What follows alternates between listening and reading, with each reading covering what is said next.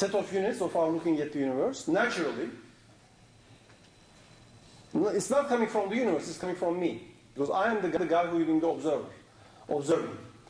The fact that I do the science doesn't change the universe, but it does, of course, create my units, my language, my mathematics, everything is, because I have 10 fingers, because I have a meter, etc.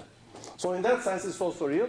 And this image is the embodiment, the symbol of the statement that man is the measure of all things. This is a drawing by Leonardo da Vinci. Many of you have probably seen this drawing. I discovered from Wikipedia that this is called the Vitruvian Man. Vitruvius was a very famous architect of the Renaissance. And what Leonardo is doing here is he's putting the human body into frames with certain ratios. You see there is a circle. So with the extent of the human body's arms and legs, you can reach a certain area, and that defines a circle. Now a circle is a mathematical abstraction. The human size is just the radius of the circle, so that's very human. But the fact that my legs and arms all reach the same circle means the way my body is produced, that evolution has produced bodies because of the mechanics and the metabolism and so on, has certain proportions, ratios also. When you come to ratios, oran, then it becomes without dimensions, without units. You can refer to certain mathematical and aesthetic concepts. So that's what he's doing there. From the physical measure in meters of man, he is going to ratios. The circle, how far all around can I reach, and the square. Of course, the dimensions of these things, the circle, radius, and the square will be of the order of meters, because that's what my height is. Okay?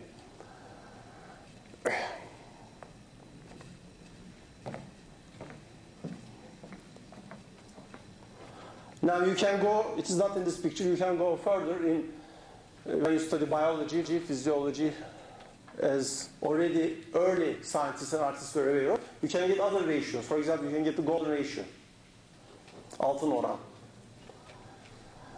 which is very important in design and aesthetics, but it has also, it's important mathematically, it has an abstract mathematical meaning, and it also shows up a lot in the ratios of biological organisms. Okay? Again, as a ratio. So much for this picture.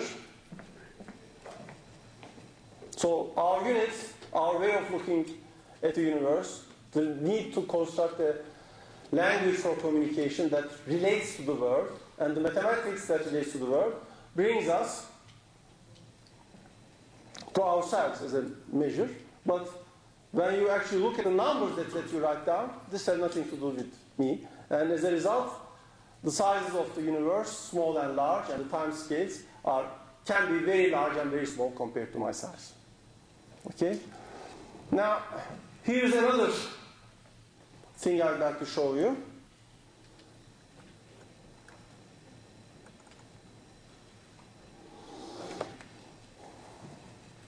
How many of you have seen this image before?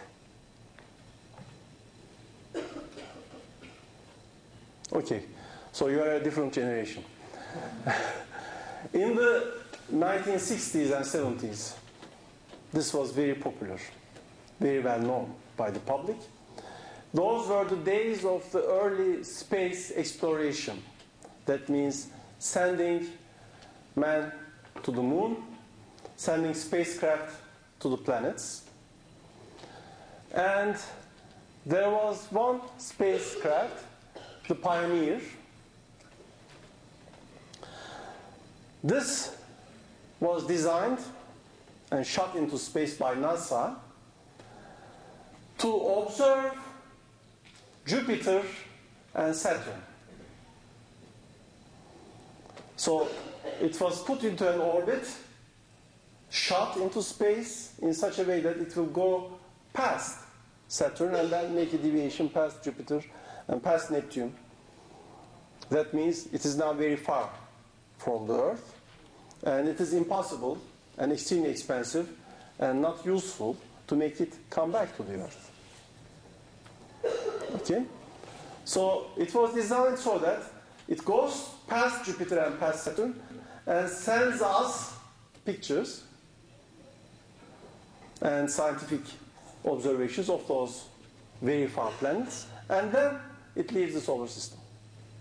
Goes past them, away. So it is the first man-made object to leave the solar system. When scientists and engineers were designing this, of course people are always interested, and in those years it was a very hot topic. They are curious if there are other civilizations somewhere. So on the very low chance that maybe this little satellite that we are throwing out of the solar system into essentially vacuum, going very, very far, it will just go on a straight line forever.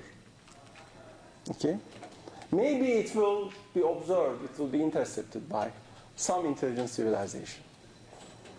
So there was a task of how to put there some information so that if another intelligent species gets this thing, they can make sense of it. This is a very intriguing question, how to communicate with them, because of course we don't even know that they exist, but if they do exist, it is guaranteed that they don't look like us. They don't have our type of brain, our type of body. Certainly they don't have our language. It is impossible, scientists reckon, that they don't have mathematics. Mathematics is abstract, it is unique. Okay, you can express it in 10 or 2 or whatever, but abstract mathematics, for example, the series of prime numbers, these kinds of things, is universal. Moreover, any intelligent civilization, no matter how different they are, if they are going to become a civilization and have technology, must have discovered this abstract mathematics. On this assumption. Plus, the universe itself is there, so whatever stars, etc. are there, these guys are also observing. So we can tell them what we are like and where we are by referring to some stars and their signals, and referring to numbers, and first tell them about our number system. So this plug is a very good illustration about man's size, man's scale, and how we are, to what extent we are the measure of everything. Of course, we are not absolutely the measure of everything for other people, but here is a very creative way of telling very briefly with pictures to these extraterrestrial people what we are like. First, of course, there is a picture of us, a man and a woman. If you read the Wikipedia, it's very funny. You should all read it. Because in the first draft, they made the man and woman hold hands. Then they decided, Carl Sagan, how many of you have heard of Carl Sagan? Okay, again, the previous generation, very famous, very good writer of popular science, a bright scientist who was also involved in this effort. Okay. Carl Sagan realized that if you have the man and woman hold hands, a stranger will think they are a single organism. It's because they don't know anything about us. They will just think that it's a funny sort of two-sided object with small differences between the two sides. Right? So they decide, okay, separate, so there are two kinds of us. They will know that. Okay. And then behind them is the picture of the spacecraft. So if they actually see physically the spacecraft, they will know our size, how we compare. if they don't see the spacecraft, here is a symbolic picture of the hydrogen molecule. Okay. Why? Because hydrogen is the most common element. If they are civilized, they must know hydrogen. If they have any mathematics, any idea, which they must have, okay, this is a very simple picture, they recognize hydrogen.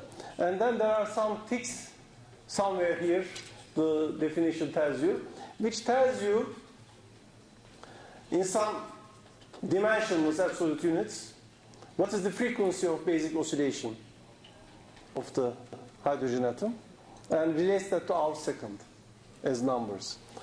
It says somewhere that the numbers here are given in the 0-1 units, which we use in our computers, because 1 and 0, I mean, they would recognize that.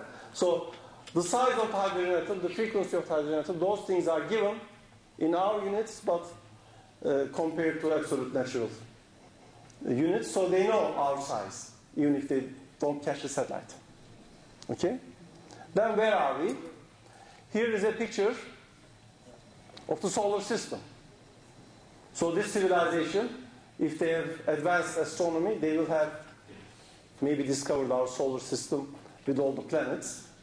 And it's unique, the sizes of the planets and so on. There won't be another star like it. So that will tell them.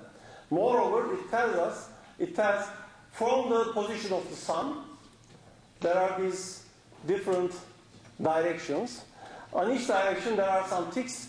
These refer to certain pulsars.